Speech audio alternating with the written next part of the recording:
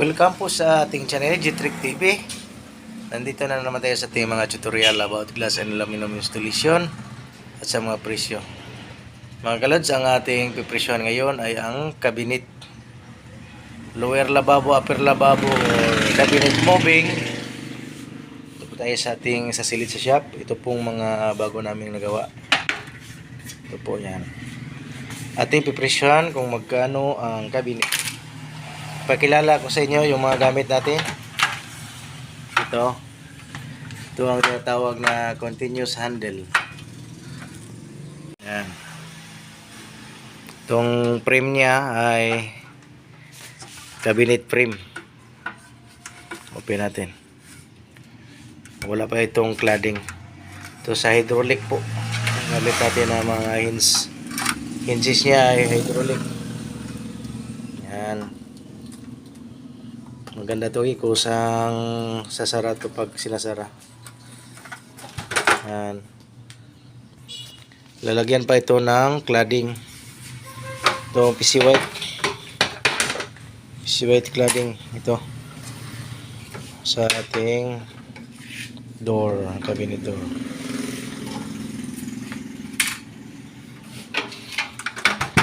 Ito po ay nasa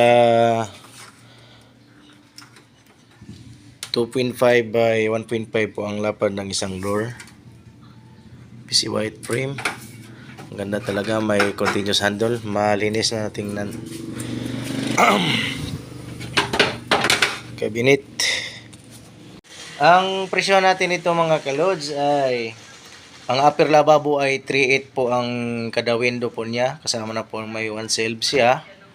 At saka kasama na po yung kabuuan niya. Basta ang size lang po ay nasa standard lang po. Nasa 1.5 or 2.5. Basta hindi siya abot ng 3 ang haba ng door. 3.8. Ang lower lababo po kasi sa ano lang po, 2.8 lang po yan. Kasi kahit may kasamang shield po, 2.8 lang po every door niya.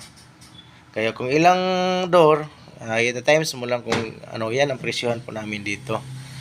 Depende po kung may mga kasamang hunos, every hunos po, ang isang hunos po na standard na size po na hindi masyado malaki na hunos ay tag 3,000 po kasi mahal po ang mga gamit ng panghunos natin. May slider po yan, ang mga stainless.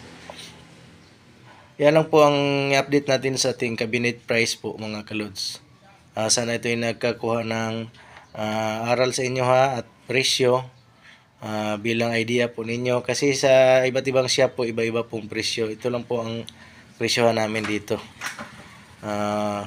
Kung gusto nyo nga palagi kayong update sa ating video, ating mga presyo, hindi pa nakaklik ng bell button dyan sa paki-subscribe po para ma-update ko kayo palagi sa ating mga presyohan about glass and aluminum works at iba pa. Pwede kayong mag-comment dyan sa comment section kung anong ipagawa nyo related po sa ating pinagawa po. At pwede nyo i-chat dyan ang ang sukat ng bintana, height at ang lapad po para may bigay ko ang pre-quotation. God bless everyone. Maraming salamat.